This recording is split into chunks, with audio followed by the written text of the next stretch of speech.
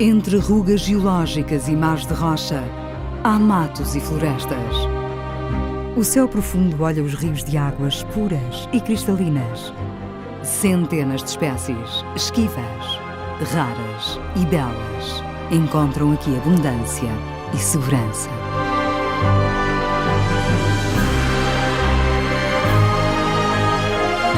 Nas serranias há cascatas, florestas e forças adormecidas. Predadores e presas enfrentam-se diariamente e as estações marcam o ritmo da vida que se renova e perpetua a cada ano.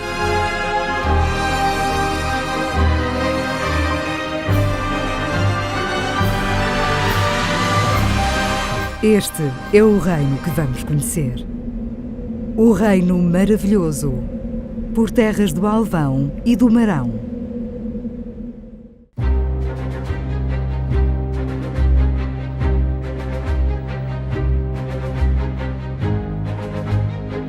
Vou falar-lhes de um reino maravilhoso.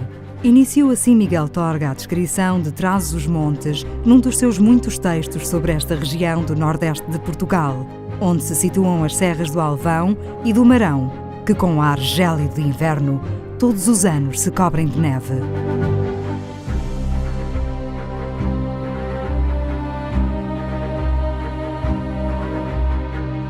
É um tempo em que a vida quase para.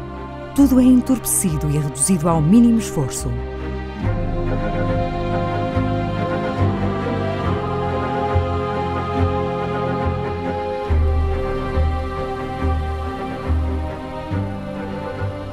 O degelo e a chegada da chuva encharcam a terra e reforçam o caudal de rios e ribeiras.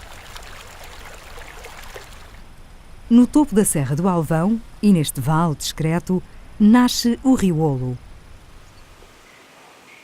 O inverno aqui é longo e, para sobreviver, alguns animais refugiam-se em cavidades no subsolo. Este pequeno mamífero encontra-se num estado de sono profundo e aguarda por dias mais amenos numa antiga mina. Baixando a sua temperatura corporal e reduzindo as frequências cardíaca e respiratória, o seu metabolismo reduz-se ao essencial para o manter vivo.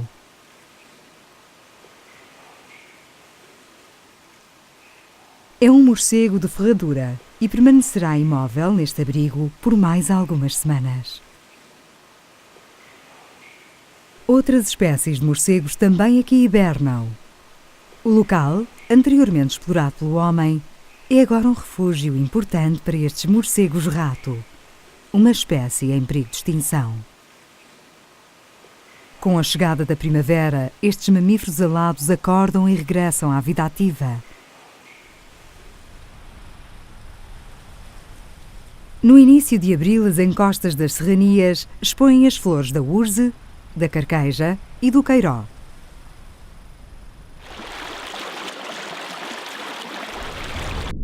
Servindo de suporte de vida a milhares de animais, as águas cristalinas do Rio Olo seguem o seu curso sinuoso até se juntar ao Tâmega, 36 km a jusante.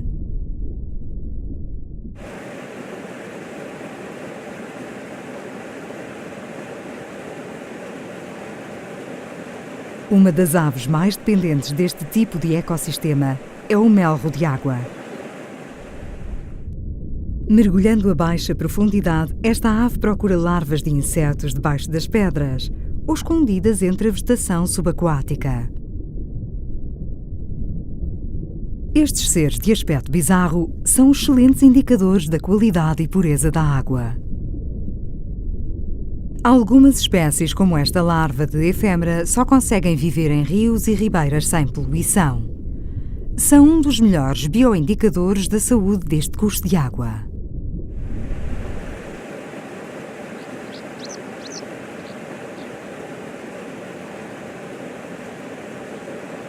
Todo o rio está repleto de larvas de libélulas, borboletas, efêmeras, besouros, salamandras, minhocas, entre outras presas que o macho e a fêmea capturam. É abril e o casal está numa das fases mais ativas da sua vida, a época reprodutora.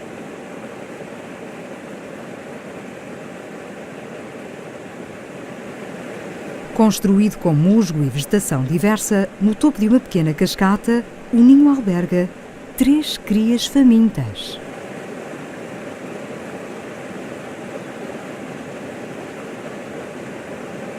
Esta ave só existe em rios de montanha com águas bastante oxigenadas e é o único passeriforme que mergulha para caçar. Com as devidas cautelas, o casal de melros de água aproxima-se do local de criação.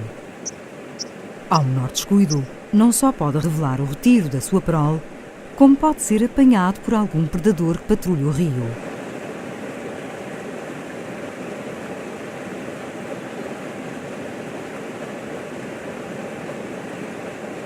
Se tudo correr bem com esta ninhada, podem voltar a criar neste ninho, logo após o primeiro voo destes juvenis.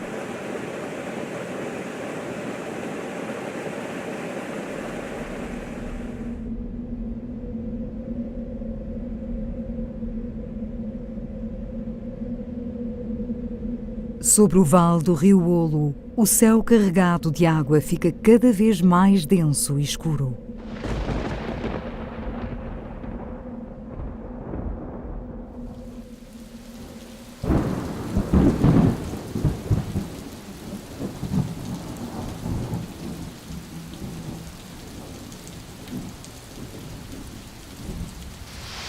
Por toda a parte, os rios e ribeiros transbordam e o caudal do Olo aumenta subitamente.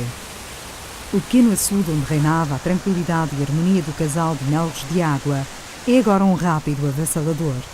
O ninho encontra-se submerso e a ninhada poderá não ter escapado a tempo.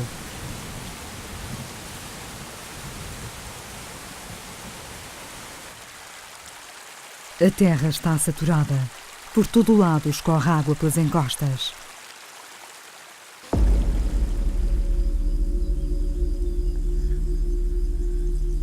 Nos ninhos das formigas mirmica-loba há sinais de alarme. Há que colocar a prole a salvo da água. Estas larvas de grandes dimensões não são formigas em desenvolvimento. São lagartas da borboleta azul das torfeiras. Desde a sua eclosão, 8 meses antes, as lagartas libertam uma alomona que imita o odor das larvas das formigas. As formigas adultas são impelidas a cuidar das lagartas como se da sua prole se tratasse.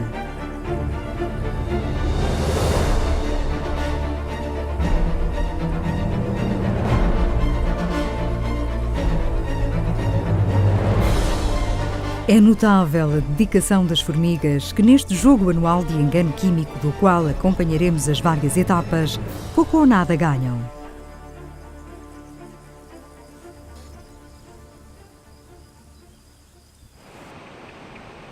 Quando regressa à calma, a vida retoma a normalidade. Nem tudo a chuva levou. Na margem do rio Olo e a salvo das águas agitadas, um macho de melro preto satisfaz o apetite das crias enquanto a fêmea procura alimento.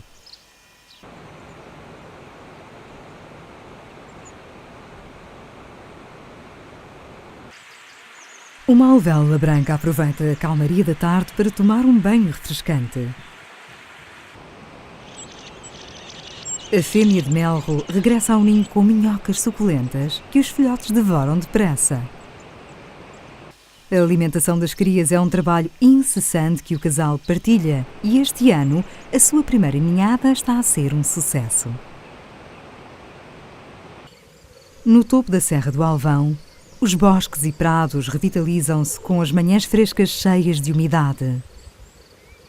Os lírios do paraíso, uma planta típica de montanha, com as suas flores desproporcionadamente grandes, constituem verdadeiras florestas de flores. Nestes campos, os libeloides eclodem às dezenas e tentam captar calor para poderem levantar voo. Sem energia do sol, as suas delicadas asas não são operacionais. Se o frio se prolongar por toda a manhã, muitos insetos podem tornar-se presas fáceis para as aves e pequenos mamíferos.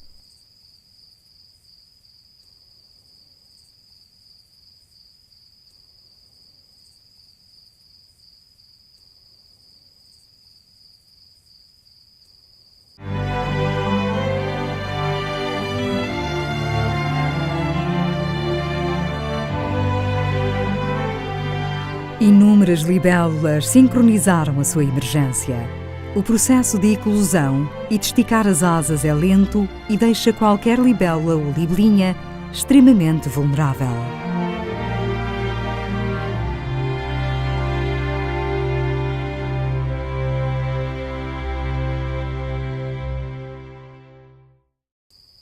Tal como os libeloides, também têm de aguardar que o sol lhes permita aquecer os fluidos para poderem ativar as asas e partirem para a sua missão de reprodução.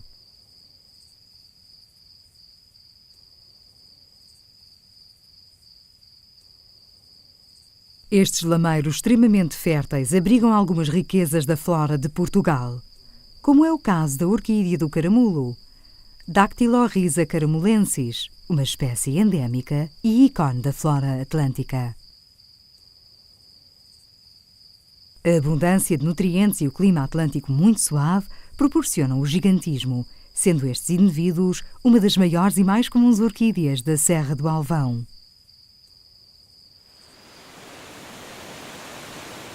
Nas zonas mais encaixadas e sombrias do Alvão, há ribeiros que se agigantam com grandes chuvadas. A Ribeira das Pedras, que passa pelo meio de uma frondosa floresta, com várias cascatas ao longo do seu percurso, é um paraíso paisagístico, onde proliferam inúmeras plantas, como a Saxifraga spatularis, de morfologia típica alpina, ou a erva pombinha.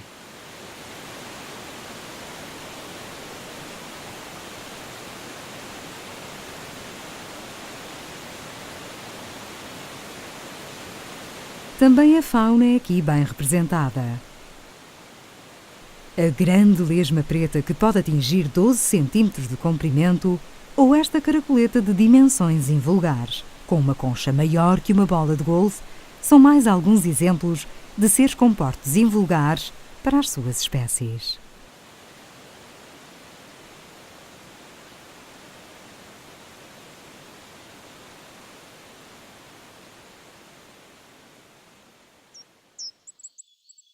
No início da manhã, este escaravelho rinoceronte procura ainda um abrigo para se esconder.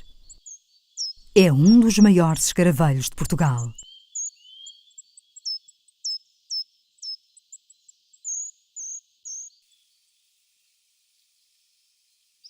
Nos bosques densos do Alvão e do Marão, há muitas aves típicas de ambientes florestais. A carriça, a terceira ave mais pequena da Europa, tem crias para cuidar. Macho e fêmea não param de transportar alimento para as pequenas criaturas alojadas numa bola de musgo.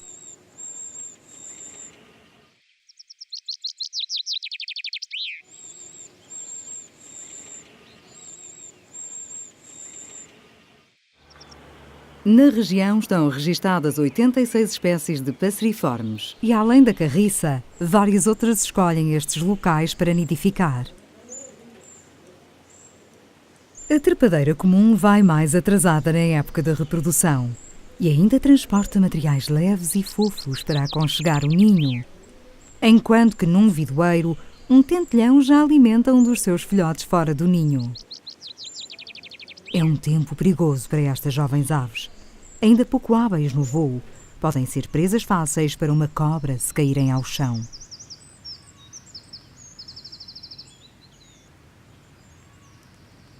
Contudo, podem descansar por agora. Esta cobra lisa meridional só se alimenta de répteis e insetos e apenas anda à procura de esconderijo.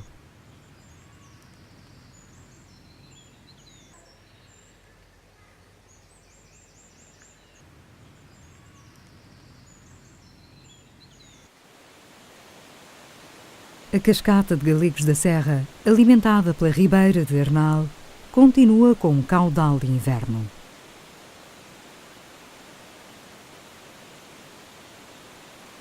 Numa das margens, com um ninho escondido entre grandes blocos de granito e com vista para o rio, a alvéola cinzenta vai saciando o apetite à sua jovem descendência.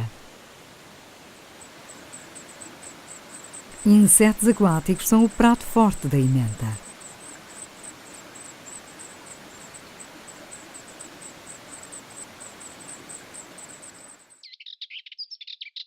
As zonas de matagal, como o Grande Planalto do Alvão, proporciona um local de nidificação a aves de maior porte.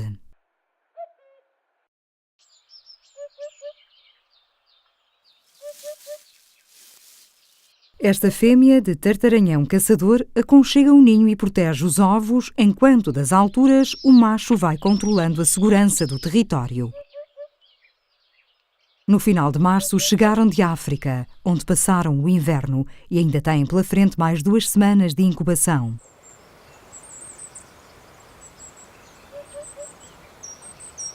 Uma popa caçou um ralo. Estes insetos suculentos representam uma importante fonte de alimento para estas aves.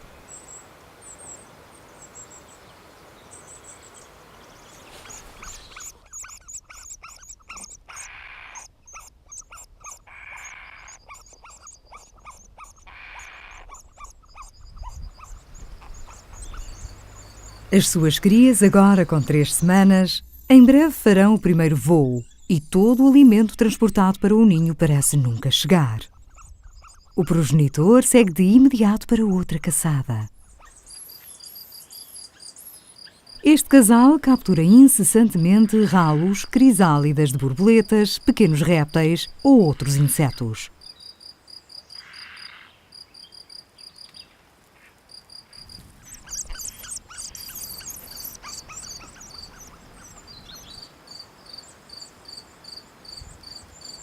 Estas crias são da primeira postura do ano e se durante a primavera o alimento continuar abundante como até agora, o casal pode criar uma segunda ninhada com sucesso. Ali perto, um chapim azul tem 4 bocas para alimentar. Esta é uma das 5 espécies de chapins que nidificam em Portugal.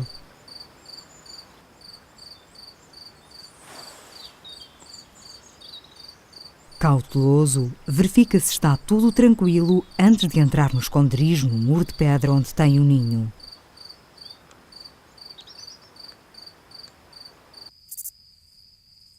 O verão avança e nos lameiros, sentindo o calor da terra, as lagartas da borboleta azul das torfeiras transformaram-se em pupas a poucos centímetros da superfície.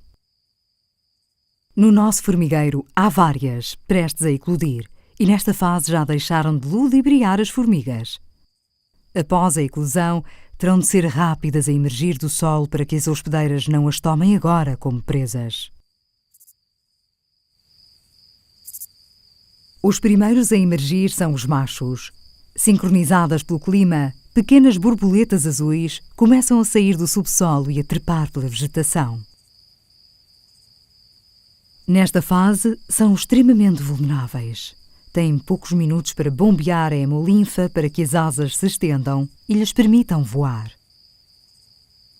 Predadores atentos estão de olho nas borboletas. Muitos machos podem nem chegar a acasalar. Para aranhas e louva-a-Deus, poderá ser uma época farta.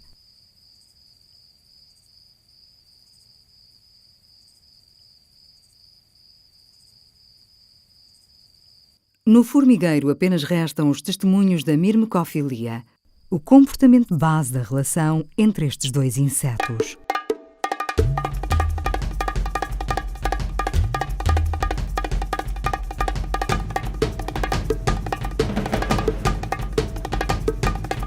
Cerca de uma semana depois, quando emergem as fêmeas, o impulso de acasalamento é tal que, apesar da escolha estar feita, vários machos tentam desalojar o eleito. O deslumbre de alguns leva-os a tentar um tudo por tudo no roubo da parceira, ao invés de procurar uma fêmea livre.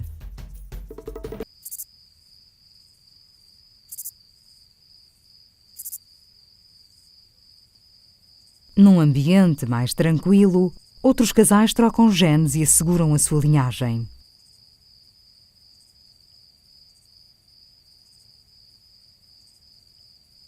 Uma fêmea pode acasalar com vários machos para aumentar a diversidade genética da sua descendência.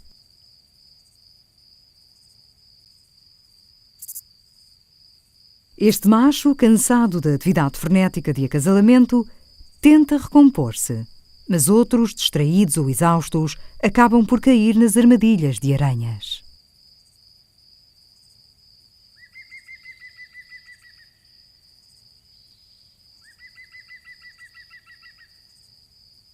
Os lameiros são um habitat essencial à sobrevivência desta rara borboleta de Portugal, com um estatuto de em perigo desde 1994.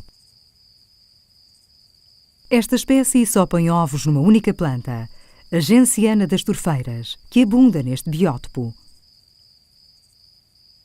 Esta dependência exclusiva implica que, se não houver gencianas, também não haverá borboletas, tornando importantíssima a boa manutenção dos lameiros.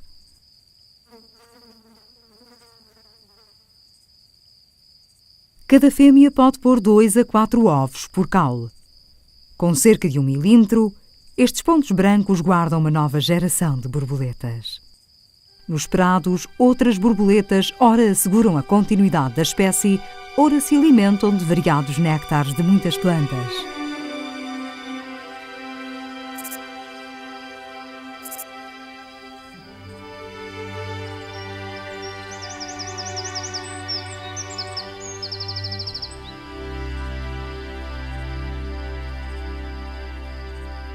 Enquanto a fêmea de bicho-pau come, o macho está concentrado na cópula.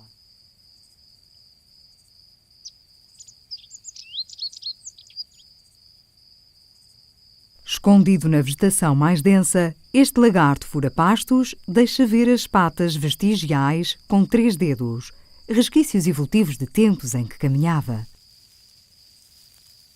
Nestes prados há várias espécies de lagartas de borboletas diurnas ou noturnas, como esta Psilogaster loti, ou esta, pertencente a um pequeno pavão noturno.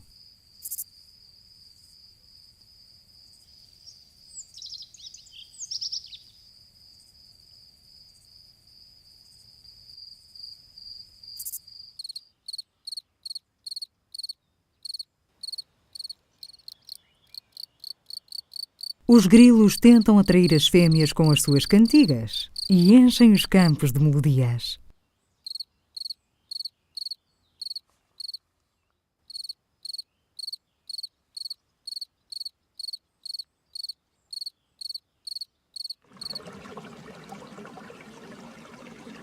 Junto dos planos de água, várias espécies de libelinhas e libélulas buscam o melhor local para depositar os seus ovos.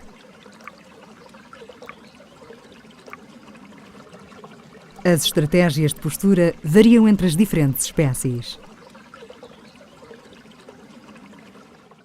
Nesta espécie, o casal não se separa durante a postura.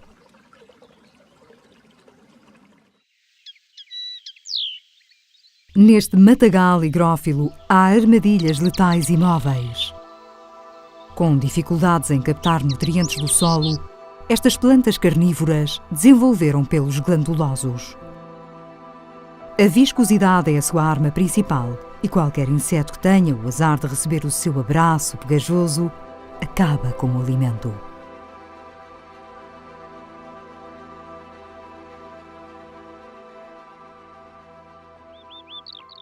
No planalto do Alvão, os dias de sol favorecem as aves de rapina.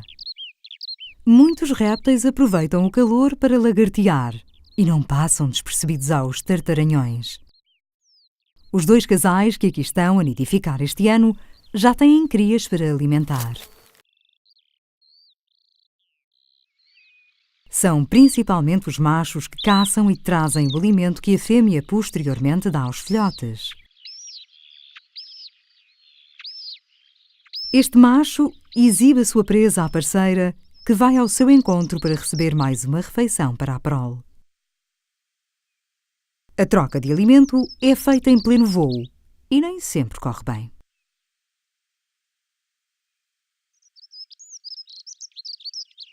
Desta vez teve êxito.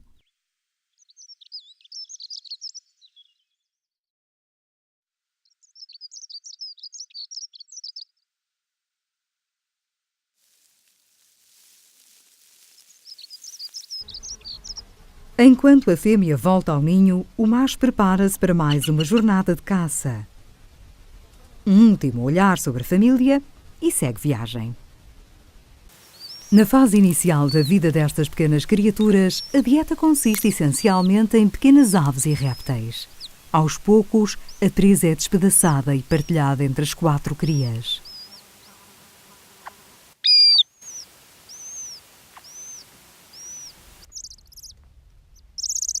A pouco mais de 100 metros, a fêmea vizinha regressa ao ninho. Esta ninhada tem apenas 3 pintos. Se quiser sobreviver, a cria mais pequena terá de se esforçar para que os irmãos não comam tudo. O tartaranhão caçador é das poucas rapinas que nidificam no chão. Mas o ninho é seguro, sendo maior a ameaça de fome que de predação. Saciadas as crias, há tempo para uma breve cesta. Mas o apetite dos filhotes regressa depressa e para o macho o esforço de caça é contínuo. De olho em qualquer potencial presa, é uma ameaça constante para outras aves e répteis. Este sardão não se pode distrair enquanto se deleita ao sol. Corre o risco de acabar como este outro, um petisco para as crias do tartaranhão.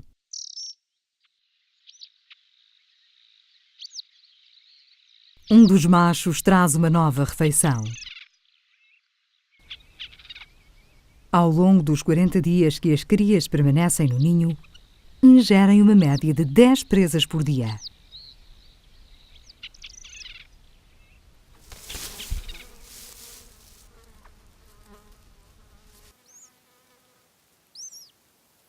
O número total de répteis e pequenas aves necessário para sustentar 2 famílias desta espécie é imenso, e só um habitat rico e saudável o pode providenciar.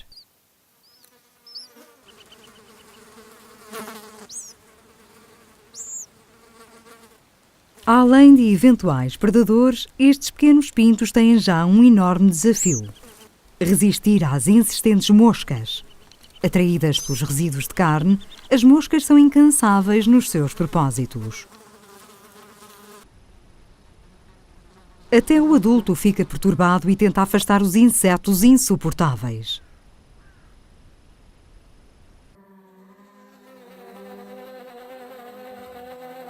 Numa área de solo mais macio, uma vespa das areias regressa à sua toca. É um túnel com cerca de 20 centímetros.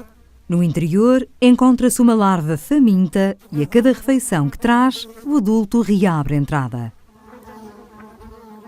Estes frenéticos insetos com mais de 2 centímetros de comprimento parecem imparáveis e mesmo estas pequenas pedras, à sua escala verdadeiros monólitos, são desviadas com todo o vigor.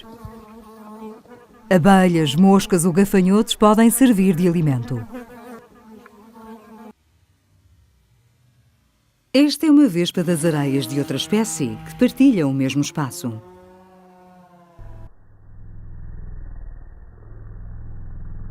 A sua capacidade de voo é notável, transportando por vezes presas de peso igual ou até superior ao seu. Desta vez capturou um gafanhoto.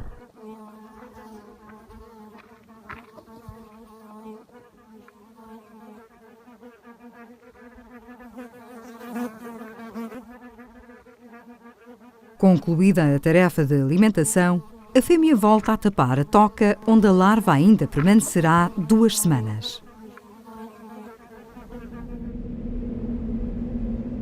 Ao observador destreinado, as distintas litologia e morfologia das serras do Marão e do Alvão podem sugerir origens geológicas diferentes. Mas as aparências iludem. A história de ambas as montanhas remonta à era paleozoica, quando há mais de 500 milhões de anos a atual Península Ibérica se encontrava submersa nas margens do supercontinente Gondwana e acumulava materiais sedimentares. Mais tarde, há cerca de 390 milhões de anos, iniciou-se a convergência de placas que levou à formação da cadeia montanhosa varisca, que no final do Paleozoico abrangia a totalidade da Ibéria. As grandes massas de rochas graníticas hoje visíveis formaram-se a entre 6 e 8 km de profundidade em consequência deste processo colisional. Por outro lado, a transformação dos materiais sedimentares, anteriormente depositados, originou rochas metasedimentares como os xistos e os quartzitos, que afloram principalmente no Marão e lado poente do Alvão.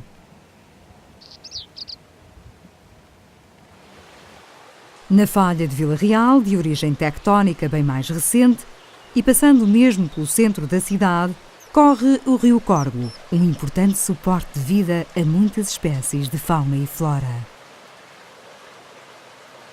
Um dos protagonistas deste local é uma verdadeira janela temporal que nos mostra um vislumbre de um mundo há muito desaparecido.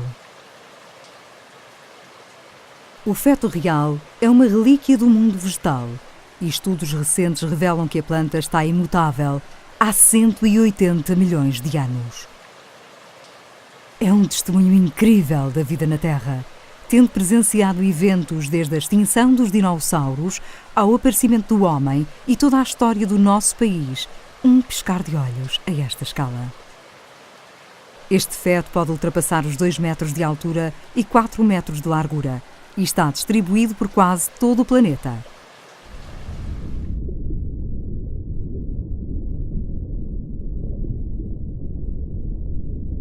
Nos fundos arenosos do Corgo vive um dos maiores bivalves de água doce do país. Um único indivíduo pode filtrar entre 30 e 50 litros de água por dia. Um manto de mexilhões do rio contribui consideravelmente para purificar a água de um rio. Na época reprodutiva, este molusco usa os peixes que se avizinham para lhes agregar minúsculas larvas que se alojam, por exemplo, nas guelras. À mercê da navegação do hospedeiro, a descendência deste mexilhão pode subir rios e colonizar novas áreas. A abundância de peixes e de pecos tranquilos no Corgo motiva a ocorrência de um pescador exímio. O guarda-rios é uma das aves mais emblemáticas da Europa e uma ameaça permanente aos que vivem debaixo da superfície.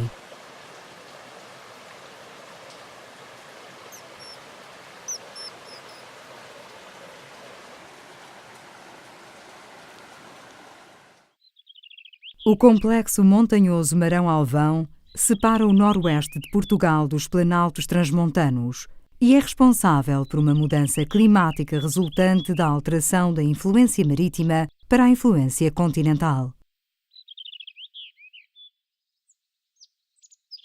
A meio de julho, as crias de tartaranhão têm 1 mês e já perderam quase toda a penugem.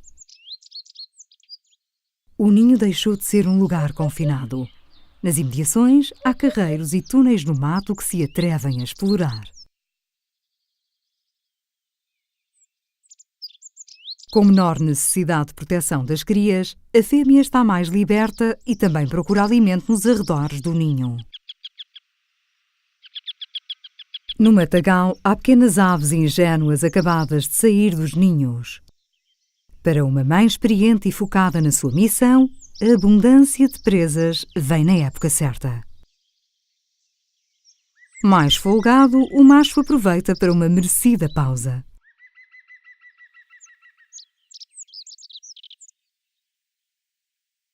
Cada juvenil come em média 2 presas por dia e nesta altura já não tem a ajuda da mãe.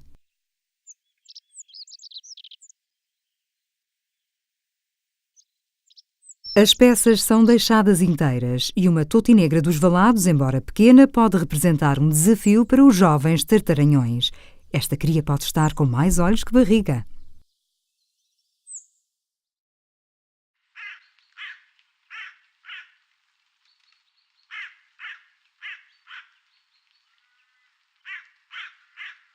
Ou talvez não.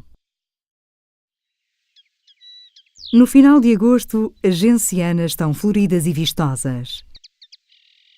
Nas últimas semanas, os ovos da borboleta azul das torfeiras desenvolveram-se e é a altura perfeita para a sua eclosão, já que as lagartas se alimentam exclusivamente dos estames destas plantas.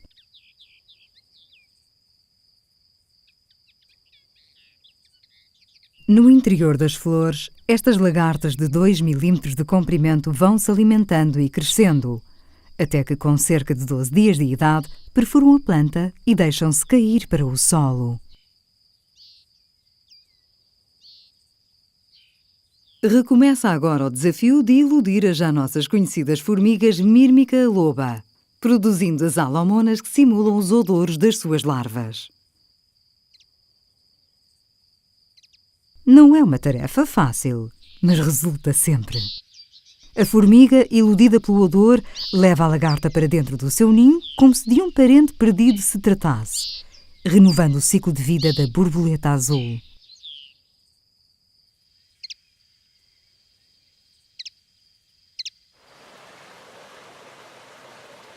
A escassos metros do jogo químico entre insetos, o rio Olo continua a rasgar a montanha.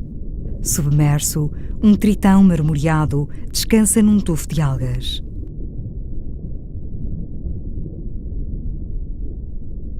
Apesar de ter uma boa apneia, este anfíbio tem de ir regularmente à superfície para respirar. É uma das 10 espécies de anfíbios que vive nesta zona de Portugal.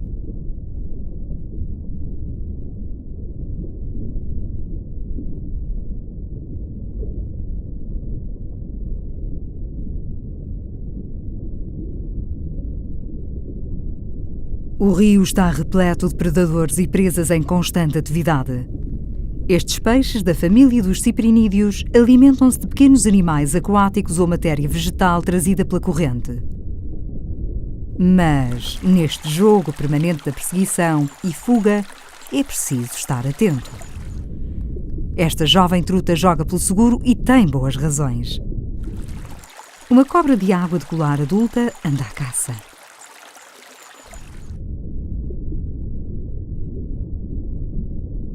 Com cerca de 1,20 m de comprimento, facilmente faria almoço de qualquer pequeno peixe. Anfíbios, outros répteis ou mesmo pequenos mamíferos não estão a salvo. A sua silhueta é conhecida e nenhum residente do rio fica indiferente. Tanto a fêmea como o macho de lagartos de água preferem prevenir e procuram lugares mais discretos.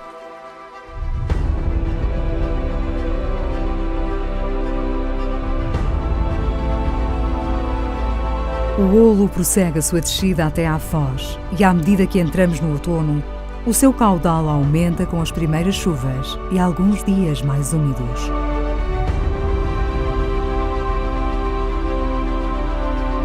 A meio do seu percurso, a água precipita-se impetuosamente num desnível de grandes dimensões.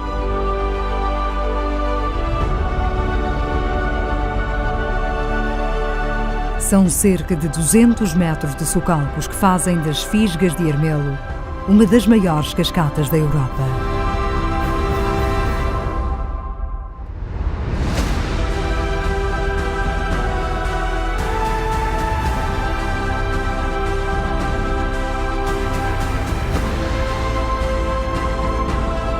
No esplendor do outono, a paleta de cores altera-se e do marão ao algodão reinam agora os tons quentes. A alteração da cor das folhas das árvores é um sinal do seu envelhecimento. As árvores degradam a clorofila e alguns nutrientes que estavam presentes nas folhas e armazenam-os no tronco, ramos e raízes, onde ficarão até serem reutilizados na próxima primavera. Restam folhas vermelhas, amarelas ou apenas secas e acastanhadas.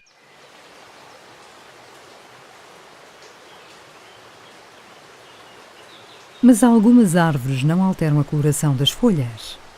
A paisagem retém ainda o verde dos amieiros ou dos freixos que se mantêm verdes até ao momento da queda.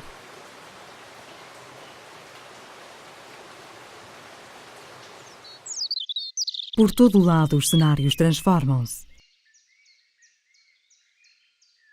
As árvores são as primeiras a dar o sinal da mudança, mas fora do alcance da vista, animais e outras plantas também se adaptam aos novos desafios.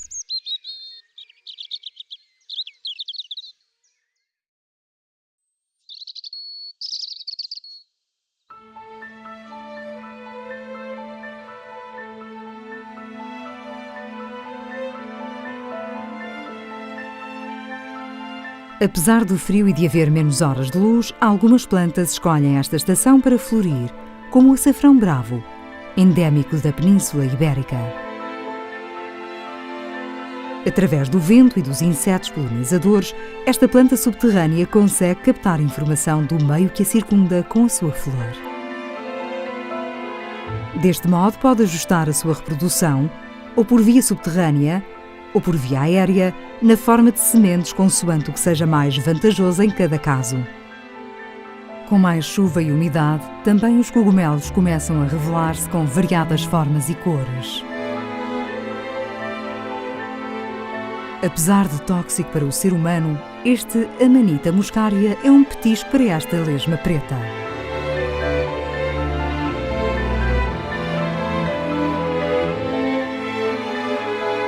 Isolados ou em colónias, a presença destes fungos pode ser indicadora da boa qualidade dos solos e do ar.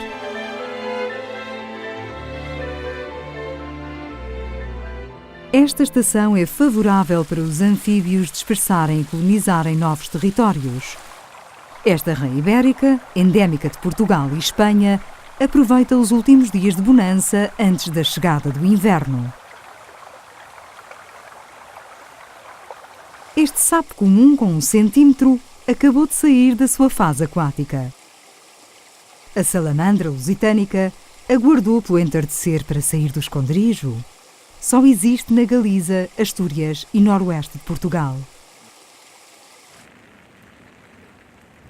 Com o ar fresco do final da tarde e a coberto da noite se aproxima, os corços aumentam a sua atividade nas encostas do Marão. Em termos reprodutivos, estes mamíferos possuem particularidades únicas nos ungulados.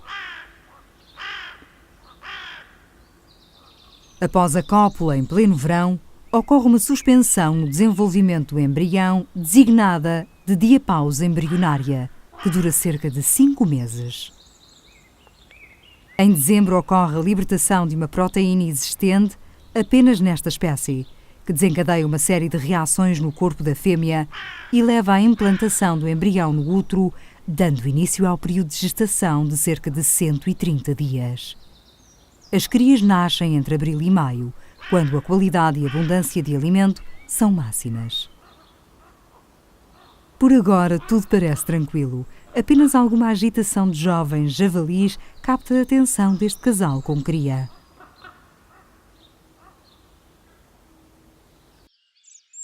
No mundo natural, a morte de uns é a bonança de outros. Esta corça sucumbiu às dificuldades que o outono trouxe e o estado da sua carcaça evidencia a abundância que representou para alguns animais.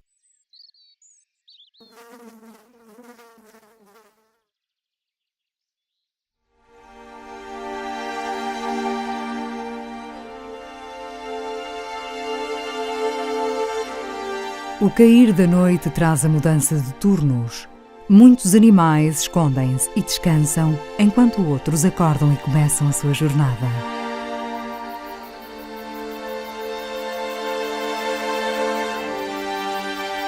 Com a abundância de pinhas no chão, este rato mus musculus dificilmente passará fome. O inverno avizinha-se e tem de aproveitar para armazenar alguma comida da sua rede de túneis subterrâneos. Para esta espécie, essencialmente notívaga, o outono também trará o abrandamento da atividade frenética da reprodução. Uma fêmea pode criar até 10 ninhadas no ano, mas nos meses mais frios só se reproduz se as condições forem excepcionais.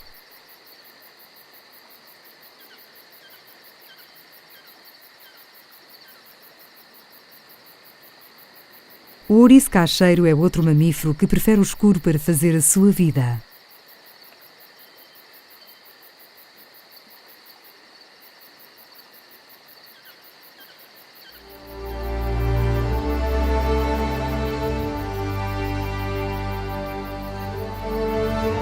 As borboletas noturnas, como esta mariposa elefante, deixam os seus abrigos e preparam-se para levantar voo a qualquer momento.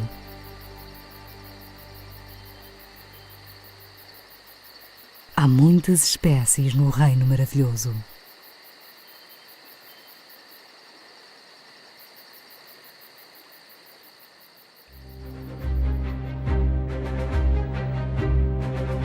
O outono avança e os nevoeiros matinais são mais comuns.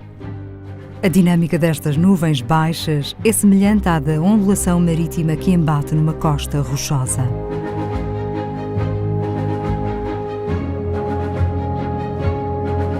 Acelerando as imagens 25 vezes, podemos testemunhar que estes mecanismos naturais se repetem, embora a escalas temporais diferentes.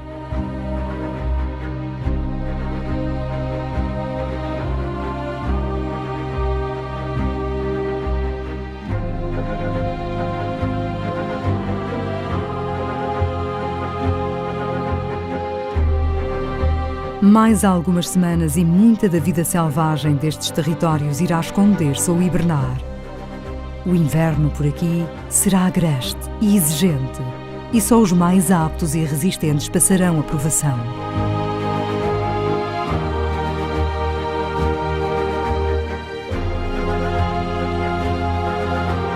No Reino Maravilhoso há inúmeros valores naturais. Depende de todos nós perpetuar e conservar estes cenários grandiosos e únicos, muitos deles integrados na Rede Natura 2000 da União Europeia, para que animais e plantas aqui continuem a prosperar.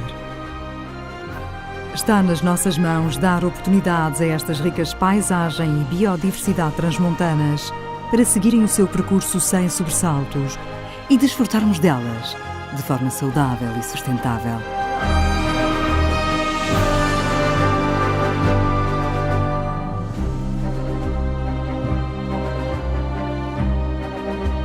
Como escreveu Miguel Torga, vivo a natureza integrado nela, de tal modo que chego a sentir-me, em certas ocasiões, pedra, orvalho, flor ou nevoeiro.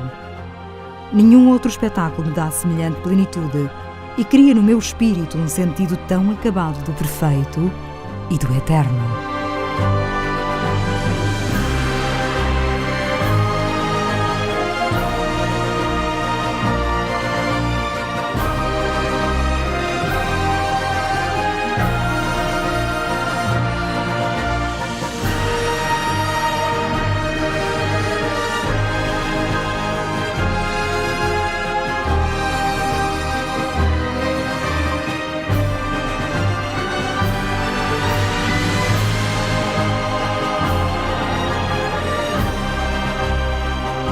Para ver o Reino Maravilhoso, é preciso que os olhos não percam a virgindade original e que o coração não hesite.